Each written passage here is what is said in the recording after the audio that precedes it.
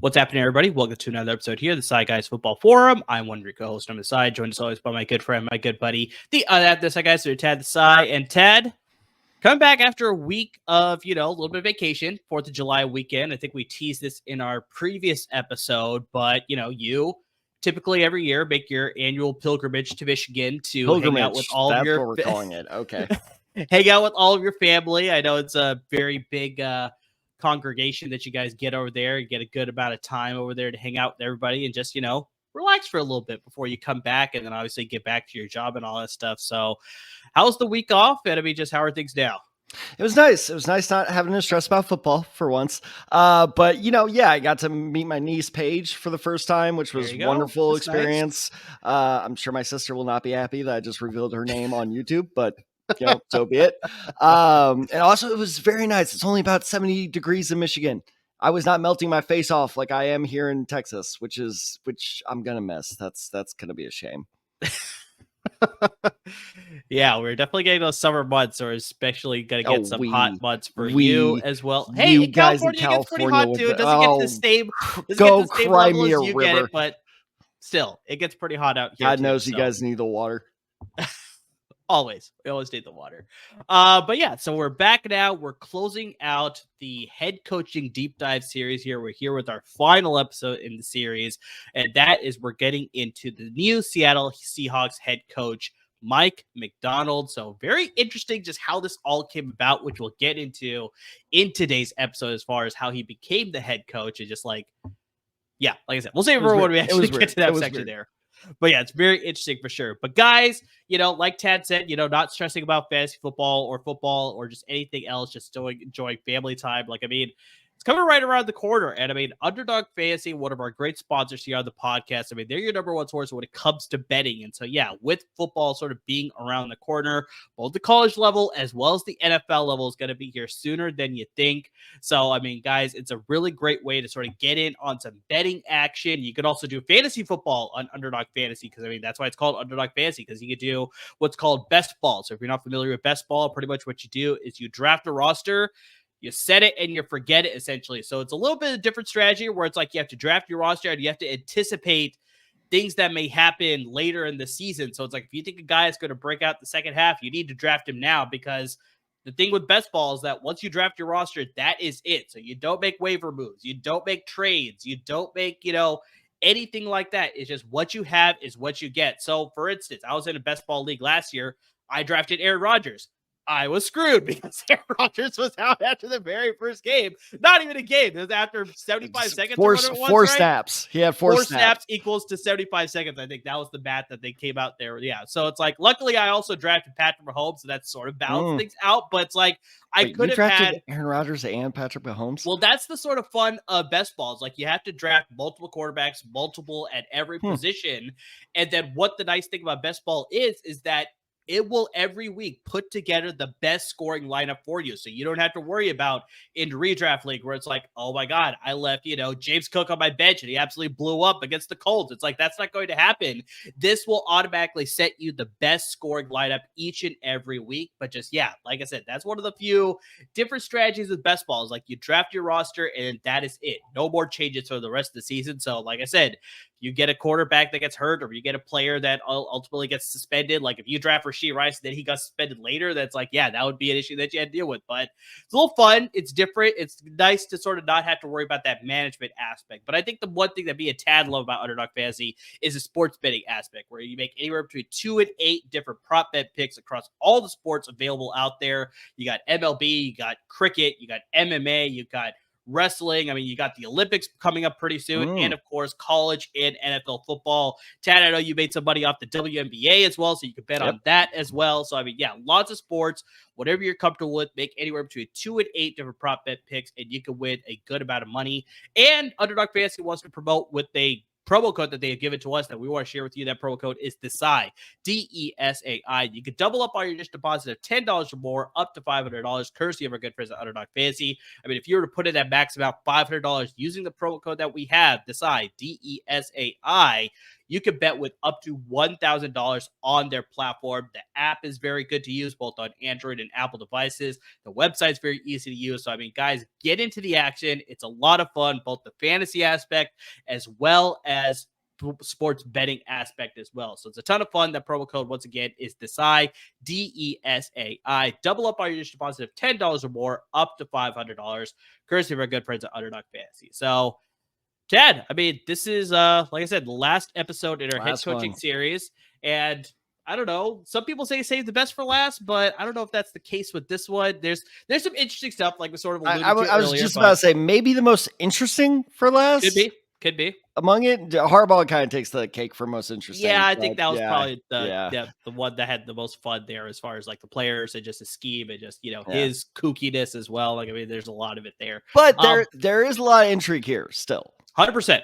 There's a lot of intrigue. So let's sort of dive into it. So yeah, we're going to jump into the coaching history with Mike MacDonald, the new head coach with the Seattle Seahawks. By the way, it's MAC MacDonald, not MC MacDonald. I mean, that was the one thing I had to double check a few times. I was like, wait, did this article get it wrong? And no, I checked like 5 others. I was like, nope, that's how you spell it. MacDonald. It's MacDonald. Yeah. MacDonald, whatever. Very weird. But here's something also very interesting, Tad. Mike MacDonald is one of the few coaches in the NFL that has never played NFL or college football before. So he's one of the few exceptions to the rule. That's like, he has never played at the college level or the NFL level. He played in high school for Centennial High School in Roswell, Georgia. And he joins the likes of very illustrious one is illustrious. The other one, unless we're talking about that, it's probably better. But Joe Gibbs also never played at the college level or the NFL level. Really? And then the other one is Todd Haley, who is probably more known for his offensive coordinator experience than his head coaching experience, but also known for being a douche. That's a separate thing for sure. But yeah, so I mean, never having played at the NFL or college level, we'll see exactly how that sort of leads to his success here as an NFL head coach. But he has found success as a coordinator, so we'll get into all that here. So he attended the University of Georgia, but graduated with a degree in finance. He coached in high school football at Cedar Shoals High School during his time in college. His time as a coach in high school led to him joining the coaching staff of his alma mater, Georgia, under Mark Richt.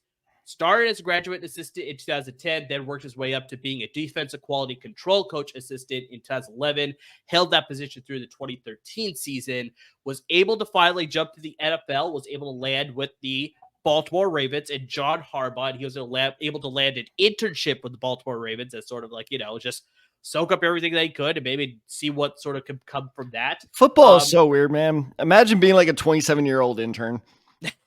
Hey, man, I'll take it. If that could sort of work out for me, that'd be awesome.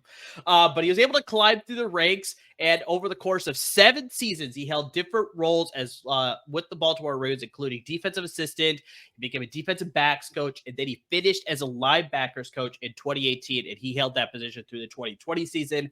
As a defensive backs coach in 2017, Tad, the Ravens forced 22 interceptions, which led the NFL that year. They also allowed the 10th fewest passing yards in the NFL and the 6th lowest completion percentage. So kind of knew what he's doing. Like you said, started as an intern, an old intern, but whatever. He was able to climb the ranks, and he found success as a position coach there with the Baltimore Ravens. So, yeah, say what you want, but hey, like I said, I will grab any internship that I can get. That means I can sort of be. If that's the end game there, then that's worth it. 100%. So eventually, after the 2020 season, he went back to the college ranks. He earned his first defensive coordinator job with the Michigan Wolverines in 2021 with Jim Harbaugh's team there with the Michigan Wolverines. So the Michigan's defense allowed the 8th fewest points per game and the 18th fewest total yards per game that season in 2021. This also led to 3 players being drafted in the top 50 in the 2022 NFL draft, 2 of them being included in the first round. Those 3 players were Aiden Hutchinson, second overall, Daxton Hill, the safety, 31st overall, and David Ajabo, who we talked about could have been a first-round pick if it wasn't for the injury. He ended up being drafted 45th overall in the second round. So very good prospects coming out of Michigan from that defense. A great year at Michigan led to MacDonald getting the job back in the NFL with the team that he was previously with the Baltimore Ravens. And this time he was a defensive coordinator, replaced Don Wink Martindale, who left to take the New York Giants coaching job to be under Brian Daboll's staff. So, yeah. How much you want to bet he regrets that move? Probably quite a bit. The Ravens defense that season allowed the third fewest points in the league, the 11th fewest total yards in the league, the third fewest rushing yards in the league, and tied for the second fewest in total touchdowns allowed that season. So very impressive numbers to come in as your first year as a defensive coordinator with the Baltimore Ravens in a division that we always talk about, Tad, as like they do two things really well. They run the football really well and they play defense really well. And so, yeah, to sort of live up to that pedigree of that division and of that team, specifically Baltimore, like, I mean, that's sort of saying something. Oh, no. Sure. Well, and real quick, so you threw out those numbers. Those were the 23 numbers, right? No, those are the 22 numbers. So I've got okay. All right. Right. Sorry. So, yes. God. So this was last year. He did this back to back. Jesus. So then in 23, which was last season with the Ravens. Is this guy the Wizard of Oz? Like, my God. Kind of. That internship, he really milked it out as much as he could, real. right? So Jesus. In 2023, so this was last season, the Ravens allowed the fewest points in the NFL, the sixth fewest total yards in the NFL, and the fewest rushing touchdowns allowed. Also tied for the most turnovers forced and the most sacks generated. They also, unfortunately, fell one game short of the Super Bowl, but they held that Chiefs offense, Tad, to only 17 points in that AFC title game. So, I mean, like I said, this guy has been getting it done wherever he's been so far. It's very impressive. Well, first off, how much do you think Rashad Bateman thinks about that fumble? Yeah. Was it Rashad Bateman? I thought that was Zay Flowers. The one that was it Zay Flowers? The one where he dove into the end zone and it got slopped out, right? That's what you're talking about? Yeah. Was that Zay Flowers? Oh, you poor bastard. The rookie, yeah. I bet you he thinks about that every day. That just has to suck. Sure does. Yeah, Baltimore should have won that. But no, you're absolutely right. If like everyone recognized the Baltimore defense, like they're staying true to their kind of franchise reputation of like it's staying strong. And you know, you already posted it, and this is why I was so excited about the 23 stats, because it turns out the 2023 Baltimore defense became the first one in NFL history to lead the league in points allowed per game at 16.5. Okay. Sacks at 60. Yeah. Which is crazy. And takeaways at 31. They're the first NFL defense to ever lead in all three categories. That is ridiculous. And yes, you have good players on that defense, obviously, but like name one bona fide star on that defense. Maybe Patrick Queen, maybe, but like other than that, not really.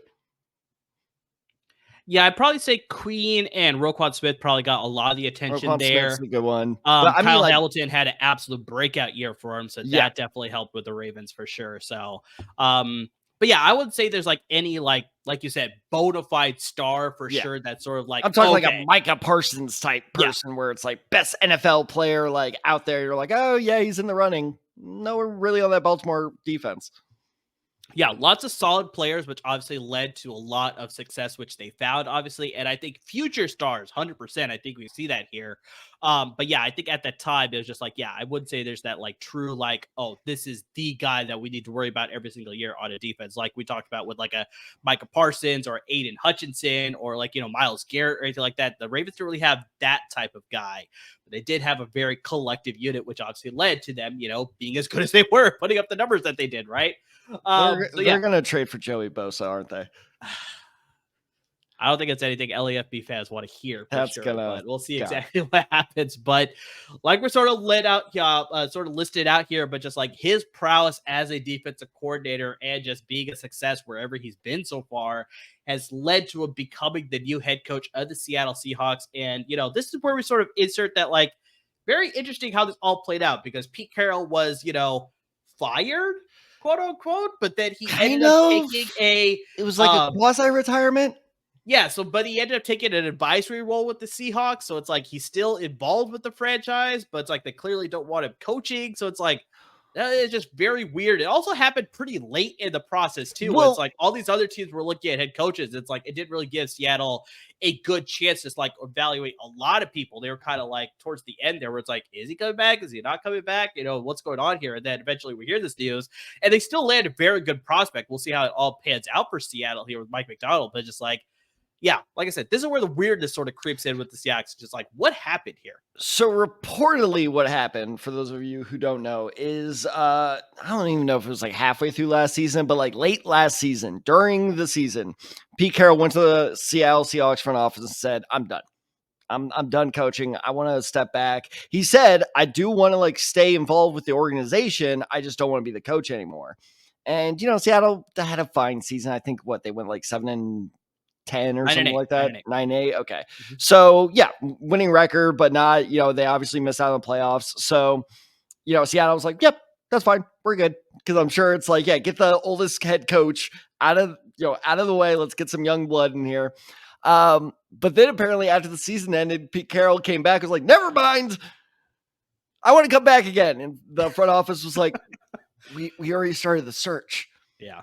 And he was like, no, it's okay. It's okay. I can do another year. They're like, no, we've kind of already like started planning on life without you. It's like when the ex wants to get back together and you're like, nah, I'm good. Yeah, exactly. I assume so. I've never experienced that before, but but yeah, so apparently they were like, well, you can still stay in your advisory role. And apparently led to some rifts because Carroll was like really pissed off that he couldn't come back. But like, and that's why like you put in quotes fired because it was technically a retirement. But then they were like, no, you're fired. You're fired. If you want to come back, we're just going to fire you. And that's basically what happened, where it was like, you told us you were going to leave. We were playing for you to leave. You got to go. And it's just like, oh man, it was so weird. So I was actually interested. Is that confirmed that he's still in that advisory role? Because I was assuming that's the last I heard. Yeah, I don't think I've heard anything as far as him not having that advisory role in Seattle right now. So that's the last, based on the research that I was doing, that he has that position as of right now. So yeah. Yeah, football. How long he holds that position, that's a separate story. Like, I don't know. But it does make sense because there was a quote from the Seahawks GM saying we want to maintain the same culture, which I actually think is a good move. Like, Seattle's been overperforming for a while now, where it's like, how are you still like a kind of pain in the ass of the rest of the NFC West with like one of the least talented? I think Seattle consistently has been the second least talented team in the NFC West, yet they're always in the mix. Sure. It's true. Because obviously it's Arizona. It's like it's you know what? It's been a while since I've done this. It's the 49ers, it's the Rams, it's 50 feet of crap, Seahawks, 50 feet of more crap, and then the Cardinals. Yeah, it's very surprising, but yeah, like you said, I think it's just that sort of effort where it's like, I think you brought it up before, maybe it was on the podcast, maybe it was outside of it, but just like that whole Eric Spoelstra thing where it's just like, the Miami Heat players just find a way culture, to play baby. A little bit harder for it. Just, the culture thing. So it's just like, maybe that's a big part of it too. I know the Warriors experienced that too, where it's just like getting into the right system. Everybody just found a way to play a little bit better. So it's like, maybe that's where it is in Seattle too, where it's just like you said, they had that right culture. They had the right chemistry. So it's just like, they outperform what they probably should be actually performing as, right? So it's like, maybe that's just what it is. So, and I think with the shift here to MacDonald, it's going to be very interesting to see what happens. Exactly. I think the shift to MacDonald is going to be interesting because I have a great Mina Kimes quote here. Because Mina, for those of you who don't know, Mina Kimes, I don't know why you want to know this if you're listening to this podcast, but Mina Kimes is one of the brightest football minds out there. She is a noted Seahawks fan as well. So. And a noted Seahawks fan, exactly. So she is, I mean, I like anything she says, I take as gospel. I'm like, yep, you know better than me. Like, this is it. And she had a great quote of why she liked the MacDonald hire as a Seahawks fan. She said, quote, it's not just the X's and O's and clever schemes. It is the fact that he seems to have gotten the most out of so many players at different points in their careers. Obviously, young stars like Kyle Hamilton have emerged as one of the best safeties in the NFL. I'll pause the quote there real quick. Do you remember Kyle Hamilton's rookie season? Oh, yeah. Mm-hmm. People were writing him off as like a massive bust. Like he was a 14th overall pick, and he just wasn't living up to expectations. And so, and he got blown up on so many long plays. Like, he was just the one everybody picked on. And I was worried because I had talked him up. I think that was that our first year of the podcast where I talked him up during the draft? Might have been the second year. It might have been the second year as well, but I just remember because I said he was the best prospect in the draft. And I got a little bit of heat for that, but I was like, no, I'm going to die on this hill that he is the best player in this year's draft. And then after his rookie year, I was like, fuck. But now he's arguably, and yes, I said Baltimore doesn't have any top 5 defensive players, but he's probably top 5 safety. If you ask me to list out top 5 safeties, he'd break that. But this is going back to Mina Kimes' quote. So first off, MacDonald saved Hamilton's career is my entire point. But going back to Mina Kimes' quote, Patrick Queen really developed underneath him. Veteran guys like Kyle Van Noy, Jadeveon Clowney, Michael Pierce up front, all having career years. To me, that stands out as the number one thing you want as a head coach is something to get the most out of the players, end quote. That Clowney one really said, and that's why I picked this quote, is because the Clowney was dead to the NFL. And that dude wrecked last year for Baltimore. He was amazing. I would argue he was probably their best pass rusher. But I think that's why this culture in Seattle, yes, if you want to keep that going, this kind of like hard-nosed, kind of grind it out culture, seems like the guy to do it. I agree with that. So, yeah, we'll see how this all plays out for Mike MacDonald and the Seattle Seahawks. But, yeah, let's sort of turn things for the coaching style when it comes to the offense and how this will change as far as we're going to talk about intrigue. Good God. You want to give the history on this one? This is going to be interesting. This is going to be very interesting. So Mike MacDonald, obviously a defensive-minded head coach, so he also obviously has to make a good offensive hire to lead the offense. And so he's turning the offense over to Ryan Grubb. And if that name sounds familiar, he was the offensive coordinator for the Washington Huskies that were just in the national title game who played against Michigan. Unfortunately, they did lose.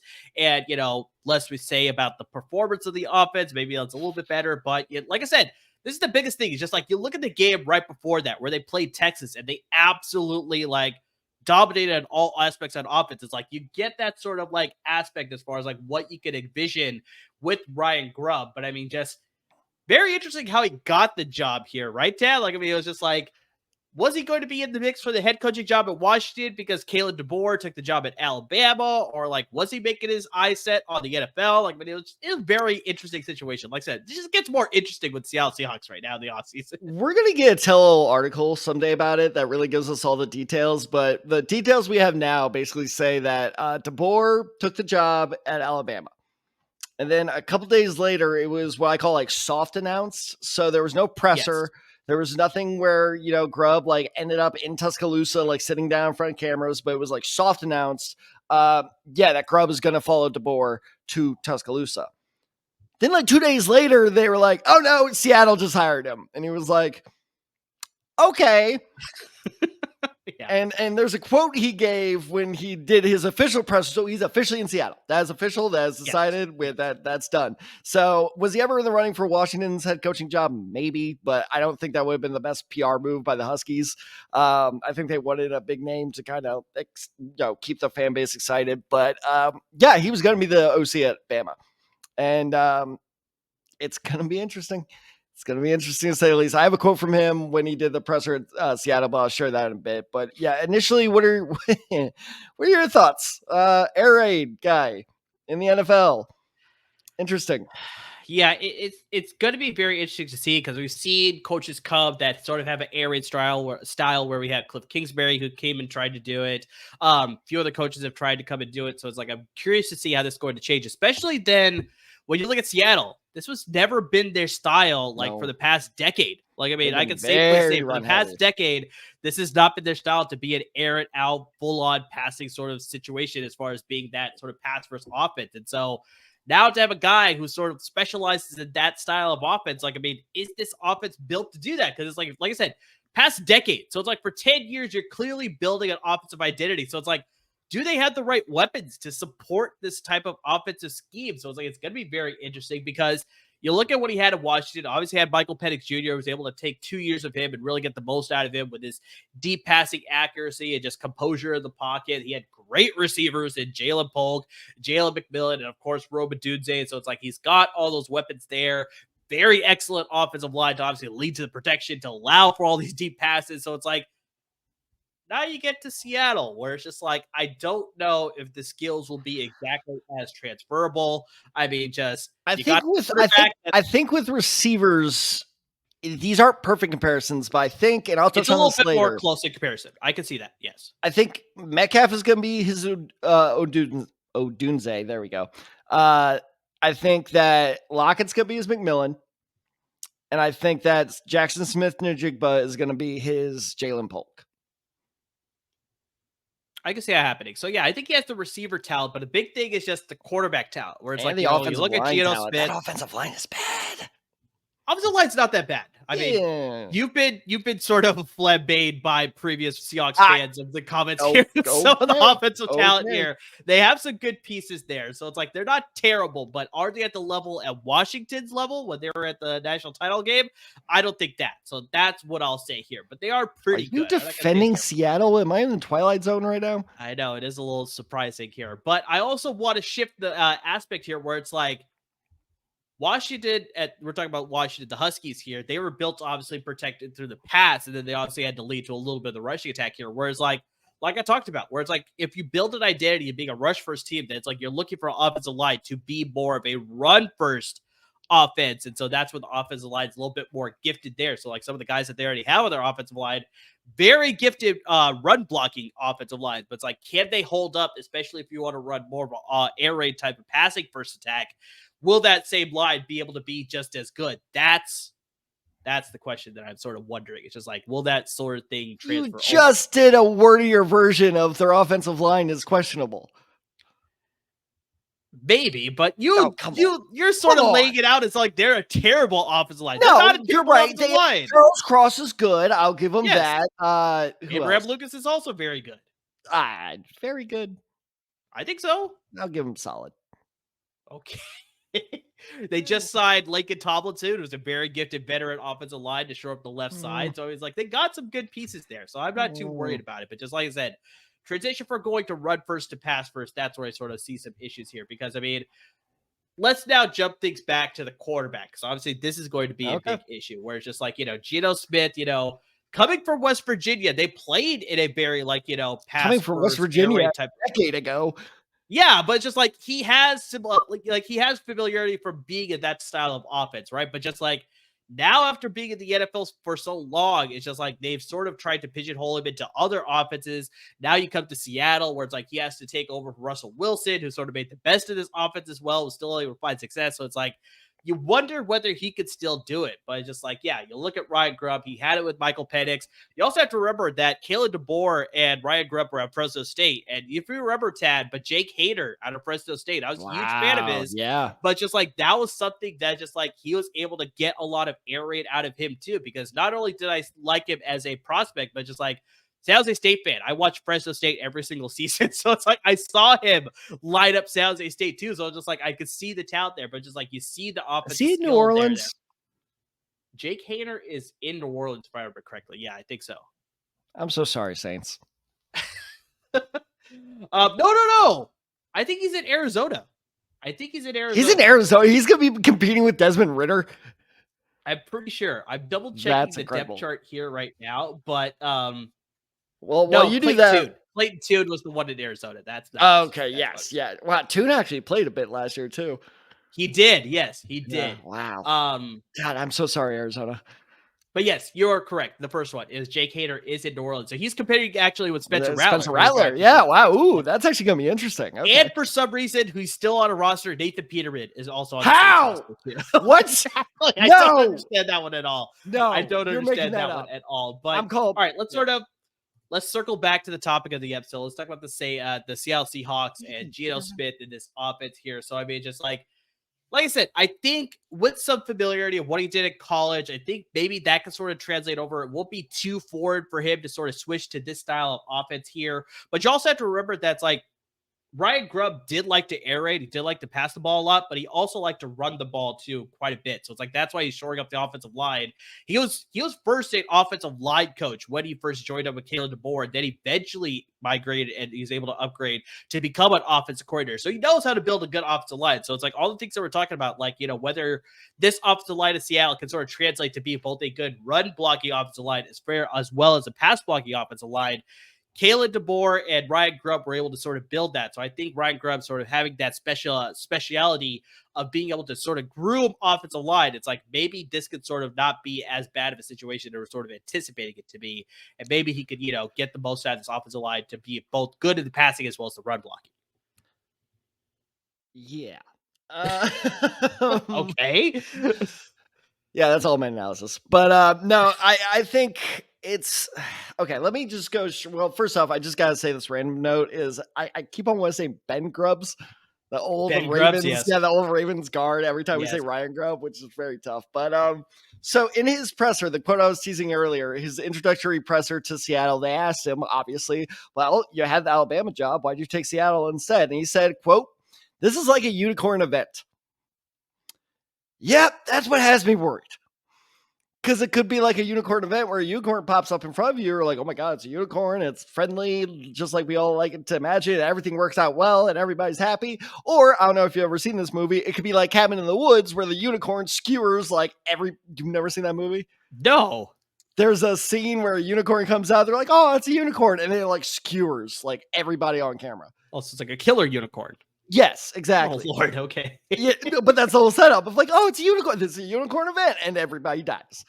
So I'm not hoping for the latter, but I'm a little wary of it because it's just we don't have a lot of evidence. First off, I think you laid this out pretty well.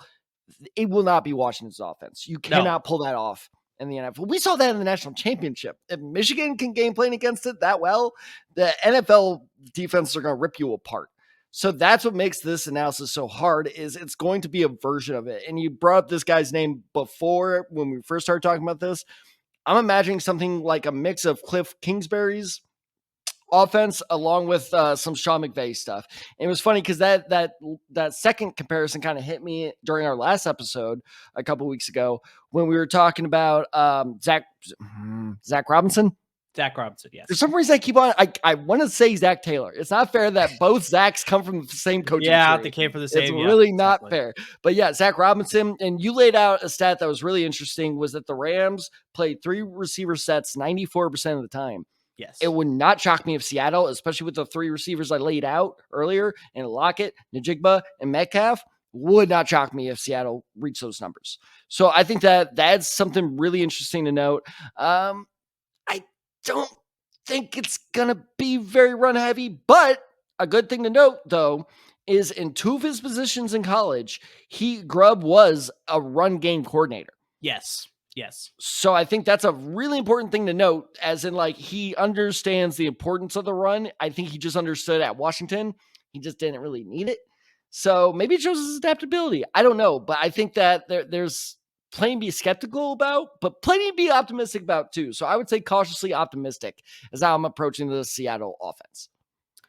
Yeah, I think like you said, it's just like, I think with the skill players that he had at Washington, he didn't have to focus on the run game as much, but because he has that basis of being an offensive line coach as well as a run game coordinator in his previous stops, that's going to be a big thing, like you said, where he could be adaptable, where it's like, okay, you have Kenneth Walker III and Zach Charbonnet in your backfield. So it's like, get the most out of that. And plus you got these 3 great receivers and, pretty good receivers. I would say good. No, Metcalf is great. Yes. Njigba's close to great. Probably will get there. Drafted is great. We'll have to see whether he can realize that potential, obviously. Yeah, Lockett, Lockett's pretty... he's kind of over the horizon. Over the hill. What's the saying?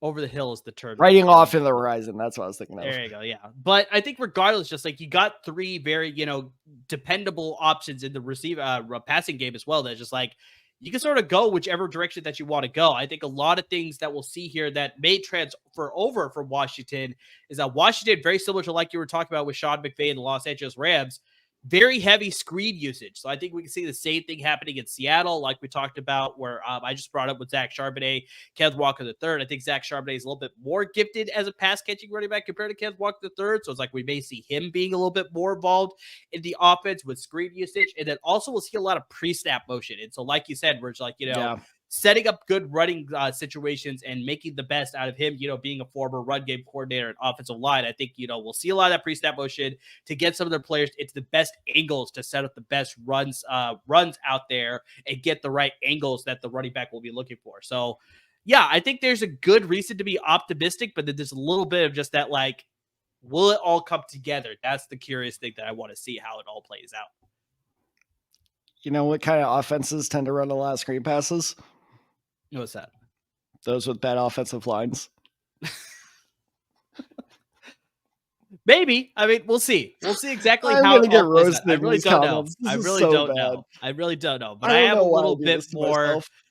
I'm citing a little bit more that their offensive line is just, good, but I think they can be great. So we'll see how that sort of changes here under Ryan Grubb and, obviously Mike MacDonald. But yeah, lots to be optimistic for. And so as we sort of talk about optimism, let's sort of talk about the fantasy aspect here, Tad. So it's like, out of this offense, with this shift, it's like a little bit, curious as far as like, can we trust these guys the way that we were trusting them maybe a couple seasons ago where it's like, run first. So it's like Kenneth Walker the third, probably high on your draft list. Zach Charbonnet, maybe not as much, but then it's like, you look at DK Metcalf, easily trusted. But in this offense, maybe, some of the other receivers, some of the other players, I already brought up Zach Charbonnet. He could be a guy who could benefit more from this offensive shift compared to Kenneth Walker the third. So it's like, maybe you want to value him a little bit higher compared to previous drafts. So, I mean, just getting to all that, just like, who do you think will benefit the most from this new look offense? Well, I got to throw in my opinion on this. I'm not saying they're undraftable, but I'm staying away from both Kenneth Walker and Charbonnet. Interesting. I'm so you're not trusting the Seattle running game. No. And so we don't know what this running game is going to look like. We don't know what the split is going to look like. We don't know if there's going to be a split. We don't know if it's going to be like a Rams situation where, it's one guy and maybe they try to trade the other. Likely Kenneth Walker, I have to imagine, would be the, trade candidate there. But it is just question mark after question mark at the running back position. So again, I'm not saying they're undraftable. They're intriguing bench candidates. But if you're drafting Kenneth Walker as your running back 2, or hell, even your flex guy, I don't love it. One guy I do love, though, I think he's going to do really, really well in this new system, regardless of how it looks, is Jaxon Smith-Njigba. Like you said, they drafted him to be a star. It's time for him to be a star. And, Dunze got all the highlight plays. He had the better season. But I made that Jalen Polk comparison very much on purpose, because the one thing of a lot of experts like about MacDonald is Grubb, he understands how to make the most out of mismatches. That's why Washington did so well of like, oh, hey, you got a small corner? Okay, and exactly like what you brought up. Fine. Odunze, you go over there against the small corner. Polk, you go over there against in the slot. We're going to make this work. And that is where a lot of these receivers' success came from, because Jalen Polk had a damn good season last year. He had 69 catches, nice, for 1,159 yards and 9 touchdowns. I am expecting almost identical stat line from Njigba, not just because he's also good, but because he and Jalen Polk have that same kind of skill set of like the slot receiver that can be a little more physical, that can play on the outside when he needs to be. And like we've been talking about the entire episode, they're going to be passing a lot. Now, I think DK Metcalf is also going to do really, really well in this offense, but it's DK Metcalf. Who's sleeping on him? Like he's going to be like a second, third rounder. That's going to happen. But I think that Njigba is an interesting name to keep an eye on. And especially because I know a lot of people are going to be screaming at me like, what about Tyler Lockett? Now, Seattle, yes, I trolled you with the offensive line thing. No, I don't think your offensive line is bad. I just don't think it's great. But in all seriousness, I'm not saying Tyler Lockett is bad. I'm not saying he's done. Before the comments start screaming at me, all I'm saying is the dude's 32. Well, he will be 32 in September. I should correct that. He'll be 32 at the start of next season. Like I said, he's riding off into the horizon. He's doing his John Wayne kind of walk off on the horse. I almost said off like cowboy, which would be a very interesting John Wayne movie. Yes, exactly. Bottom line being is I think Tyler Lockett's going to start taking a little bit of a backseat to Njigba. I think that's the whole reason they drafted him, was to be Lockett's replacement. I think this year you're going to start seeing that. Bold prediction, Njigba has wide receiver 1 potential here this year.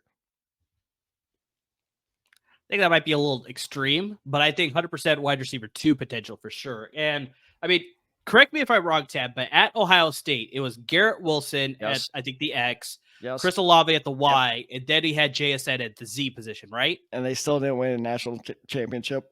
Well, regardless of all that, I don't care. No, not regardless. Not regardless. We need to bring that up every time. But I think the biggest thing is that with Jaxon Smith-Njigba sort of playing that Z position, a slot position in college, I think now you come to a team where it's like you can hopefully sort of relive that sort of similar schemes and similar formations. And I think Ryan Grubb can sort of take advantage of that again, where it's like you got DK Metcalf on the outside, you got Lockett on the other side. Then you put Jaxon Smith-Njigba in the slot position where she's sort of naturally more favored towards. Exactly. I think, as sort of being that sort of route runner, sort of getting those shorter routes to then develop into longer plays. I think Geno Smith can sort of work with that a little bit easier compared to needing all that time where it's like Michael Penix had all the time in the world to sort of pick apart a defense with, the deep passes that way. So it's like having a guy like Jaxon Smith-Njigba who can sort of just carve out those quick hitters and just get a lot of receptions in PPR leagues, especially. And then eventually, as he develops more and more, and maybe you move it to the outside too, like I said, just taking advantage of mismatches. I very much like Jaxon Smith-Njigba to be the very underrated receiver this year that people won't expect because they'll be looking more, like you said, at DK Metcalf and probably Tyler Lockett as well. Because, say what you want about Tyler Lockett, but he finds a way to sort of get it done. And get you a lot of points. And like I said, he's not done. I just think that Njigba is going to be the more consistent, where you can get the more consistent value. I think so. Tyler Lockett's going to give you some big weeks. Yes, he's going to have the 2 touchdown weeks where, Alfred Rose making fun of me on the company Slack because he's like, you said he was done. Probably. But then the next week you'll draft Lockett, you'll draft JSN. Exactly. Sure. So it's just I'm not saying Lockett's done. I just think you're going to kind of see the X on the chart where Lockett's kind of going down. It's hard to work out with the camera, but Lockett's kind of going down. Well, the Njigba's going down. You're going like this. You're saying down, you idiot. Down, up. There you go. There you go. Now you finally. It's a mirror image. It's very hard to work out. Oh Lord. But I also do want to caution people who are going to be like, "Oh, Jaxon Smith-Njigba, this is a guy I need to draft." Maybe just hold on to that because I think this is the type of guy that I think will go late in the draft. This is a guy that you're probably filling at the very bottom of your fantasy roster. There could be a situation where I think somebody may not even draft him in the league that you're in too. If you're only in a 10-man league, I really doubt Jaxon Smith-Njigba is going to get drafted. I 100% agree with that one. But he'll be a high priority ad because I think also he's not going to come out of the gate. He's on the waiver wire. That's the top of my waiver wire. But he's not going to be a guy who's going to come out of the gate hard. I think he'll take a little bit of time. And I think that's where you want to be ahead of the curve as opposed to being one of the late guys where it's like now he has finally broken out and then everybody's clamoring to get him. So, I would target him to be one of those last guys on your bench or very high priority ad to add like in those first couple of weeks of the season. So, but I very much like him to sort of finish very strong and become an eventual wide receiver too with Seattle as well as in fantasy as well. So, guy I'm going to bring up is a guy that I was sort of questioning as far as like whether he'll find success in this offense, and that's Geno Smith. Surprisingly, I think he may find success here, and for a lot of the reasons that I brought up. So it's like, I think we may see the Geno Smith that we saw in 2022. I think we may see more of that type of Geno Smith compared to what we saw last year. So if you look at 2022, he threw for 30 passing touchdowns, 4,282 passing yards, which totaled to 303.88 fantasy points in PPR leagues. He finished over 300. God damn. He did. And here's the big thing. He finished as the 5th best fantasy quarterback in PPR leagues that year as well. He ranked 8th in the NFL in both passing yards and passing attempts. And he was one of only 4 quarterbacks who threw for 30 or more passing touchdowns that season as well. So you look at the shift with Ryan Grubb, I think he may lean on the quarterback a little bit more. And I think we could see very similar numbers to what he did in 2022 happening here in 2024. I think we'll see a good balance like we talked about where it's like, I think, maybe you want to be a little bit cautious with the backfield in Seattle, but I think they're still going to establish the run, just how that's going to break out. I think you have to wait a little bit to see how the season will play out, but I think they're definitely going to use the run for sure. That's where their identity for. I really doubt Ryan Grubb's just going to throw it out the window. I think he wants to mix that in along with being sort of, get that passing as well to the more modern NFL style, especially with the receivers that he has, right? So I can see a good mix there. The playmakers, I think, is like we sort of already laid out, where it's like, I think you can see a very, close comparison between what he had in Washington to now what he has here in Seattle. So it's like, I think that could translate as well. But just, I think the big thing is just like, he'll be able to use some comments, and I think Geno Smith will be able to shake off the rust and be like, oh, yeah, I did this at West Virginia. I did this at West Virginia. These are things that are not going to be, as mentioned earlier, these are not going to be foreign concepts to him, where it's just going to be like, I don't know what I'm doing. I don't know how this is all going to play out. Like, it will come a little bit like second nature, very similar to like riding a bike, where it's like, I did this before. I could do it again now. And now given the option to do it, it could succeed for it. It's funny you mentioned that, actually, because there was a quote I read from him while doing research for this episode, where he did say, he was like, oh, it's totally new for these guys, totally new terminology, like everything's new, but we'll get it. And like that, I wonder if that air of confidence came with like, yeah, it's new, but I know this, because it did come with an air of confidence of like, yeah, no, this is a totally new offense, but we're good. I was just like, oh, okay. And that's the type of confidence that you want from your quarterback, especially. And so, yeah, like I said, when you're getting some of those similar concepts, it shouldn't be as hard for him to adjust and understand how things are going to shape out. So I'm not targeting Geno Smith very highly. That's the biggest thing I want to say here. But that was going to be my question for you. If you miss out on those top tier quarterbacks, like, you know, your CJ Strouds, your Lamar Jacksons, your Patrick Mahomes, it's like you're prioritizing other positions. So it's like you want to go running back and wide receiver heavy. Maybe you'll take your tight end a lot earlier. You're saving your quarterback for later. This is a guy that I would target later. So it's like, you know, if you're the 10th, you know, 10th or 11th or 12th person taking a quarterback, then this is a guy that I'd sort of be prioritizing as far as like, this is a team that I build my quarterback, my fantasy team around. It's like, you know, I'll build out the rest of my roster. I think Geno Smith should be able to get me by enough through the rest of the weeks. And so I think he'll be good enough that it's like, you know, we're drafting towards the end of the league, but it's not a guy that I'm taking like, you know, top 7 or anything like that. Worth drafting as a starting quarterback or as a high Still end? A starting quarterback. Yes. Ooh. Still a starter for me. Yes. I think he's going to, you know, be able to take what he's sort of given here. He's got the skill position players. I think Ryan Grubb could come in and do enough that's like, he's still going to be fantasy relevant. And yeah, I'd want him to be a starter. You don't like him as a starter? I don't know. Okay. I don't know, because I like him as a high-end backup. Like, if Geno Smith is my backup quarterback, I'm happy. But like, yeah, if I'm going in with like a questionable roster and Geno Smith is my quarterback, I'm like, oh shit. But like, well, that's the thing. See, that's the qualifier that you put there. If you're going with a questionable roster, then I'd be a lot more worried about Geno Smith. But if I built my roster correctly, so if you have like a CMC, a Stephon Diggs, like guys like that, you're feeling comfortable with that? Like I said, so then I don't worry about missing out on those top level quarterbacks, because like I could just stag Geno Smith later. But now I built out the rest of my roster where I have a solid foundation, and now Geno Smith is leading it, sort of thing, right?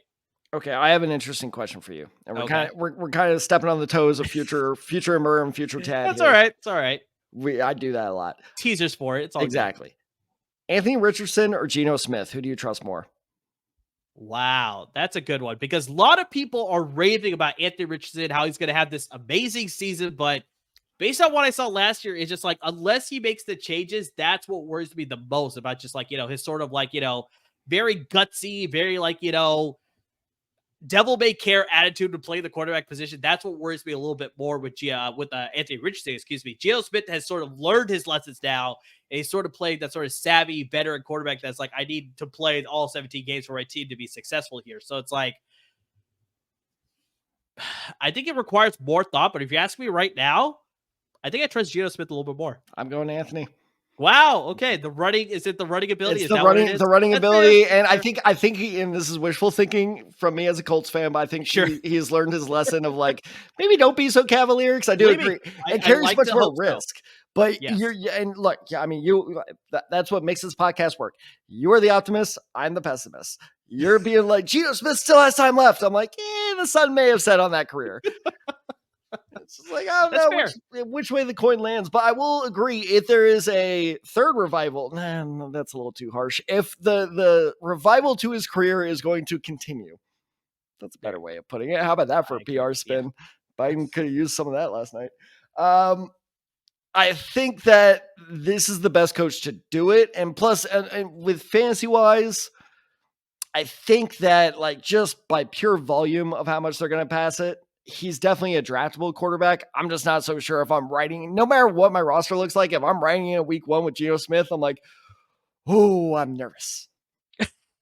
I'm not saying I'm not nervous, but I think I'll be okay. Like I said, if I build out the rest of my roster successfully, I think that's the biggest thing that sort of gives me a little bit of hope. That's like, I'm fine taking Geno Smith as being one of the last people in my draft to take a quarterback. It's like, I'm fine doing that if everything lays out the way that I want, where it's like, I land, like you said, a CMC, I land a Stephon Diggs, I land like, Sam Laporta or something at tight end. It's like, now I'm not so worried about my quarterback now, right? It's like, I got a pretty solid foundation. That's like, everybody else will be able to do their part.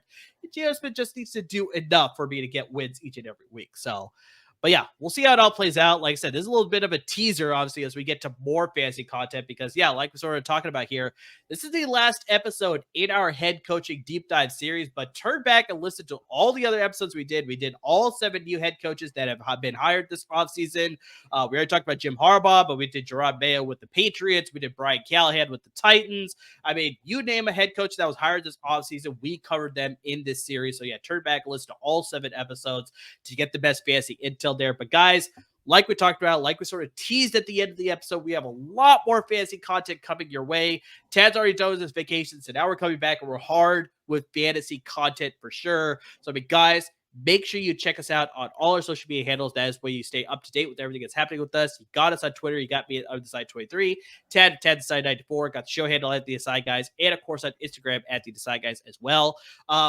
As mentioned, subscribe really to your podcast, subscribe to our YouTube channel as well, so you're always up to date with our videos and our podcast episodes, because I mean, we're going to get into everything. We're going to get into fantasy rankings. We're going to get into more, debates like this. Geno Smith versus Anthony Richardson. I'm pretty sure that's the first debate of many more that's sure to come in the next handful of episodes for sure. Exactly.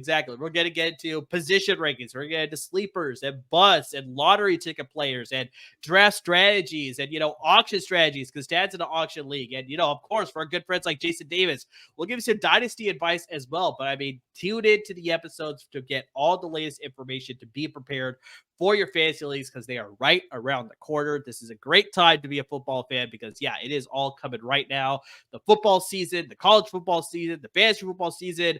If you're a video game guy, college football season is coming around just, a couple weeks for that. I mean, that's going to be insane, but this is going to be a lot of fun, guys. And please make sure you're supporting our parent network at LAFB Network. They're giving you a lot of great content when it comes to the Rams and the Chargers. With training camp right around the corner, they got a lot of things to preview for you guys when it comes to position battles and who to watch out for. A lot of great content for the NFL level, but also the college football level, where they got the Trojans and the Bruins when it comes to the college football level. So lots of great content coming from everybody over there. We appreciate them. Without them, there would be no us. But guys, to everybody who's already supporting the podcast, who's interacting with us on social media, who's listening to the podcast audio, who's watching the videos, I mean, just anything and everything that you're doing to support the podcast, we can't thank you enough.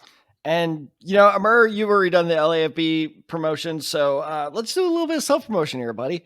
Sure. Happy 300th. That is true. Happy it is 300th. Officially our 300th episode as of today. I think it's sort of like, we did a few video-only episodes. We did a few podcast-only episodes, but I'm pretty sure it's around 300. But yeah, we're counting this as episode 300. So happy 300th, buddy. Thank you for putting up with my bullshit. Yeah. Believe me, after 300 episodes, I've learned to put up with it for sure. Yeah, no, you have. I'm glad I didn't fall asleep for this one. Yeah. I curse. Where's Cap? He has to celebrate this moment. Cap is too. Where is Cap actually? Where are you, bud? Oh, he's waiting for his dinner. Hold on. Oh, there you go. Ah, yes, of course. He's in full loaf mode right now. But yeah, Cap, happy 300th to you too. He's looking at me like, "Shut up, give me my dinner." Going off in about 5 minutes, buddy. I promise. He is not happy that I went on vacation. But no, in all seriousness, thank you so much, to you, Amr, because this is, I couldn't ask for a better, podcast co-host, but also thank you to our viewers, to our listeners, Chauncey Talise, Jason Davis, Wolfgang. I mean, I could go on and on naming Max. Max. I mean, they're just, there's so many people I need. Ryan Dyeroot, obviously. Wow, this is what it must be like giving an Oscar thing where it's like, oh shit, that guy. You want to shout out everybody. Just everyone that's helped build this in the 300 episodes, I thank you so much. And you know what, guys, we really appreciate it. And you know what? Here's a 300 more, because by the end of the season, we might actually be there. So as always, everyone, thank you so much for listening. Thank you so much for watching, and please stay safe.